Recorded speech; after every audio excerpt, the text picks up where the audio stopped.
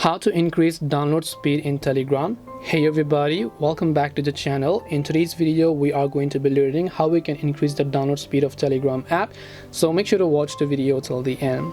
So if you open up the Telegram application here, you might be trying to download a file from a certain group. Now the process of the download speed actually depends upon various factors. It's not only up to Telegram but also the plan that your internet service provider is actually currently providing to you. So if you have a decent internet connection, you should be able to download anything at a faster speed relatively. So you might want to make sure first of all it's not the internet connection. So even if you are sure that you have a good enough internet connection but the download speed is really slow, what you can do is you can try to upgrade to Telegram Premium. Because if I show you by tapping the three lines option here, going to settings, you can also see that I have Telegram Premium, and one of the features that Telegram Premium offers here is a faster download speed. So you can see here you'll find an option that says faster download speed, no more limits on the speed with which media and documents are downloaded. So as long as your internet supports it, you'll be able to download it unlimitedly.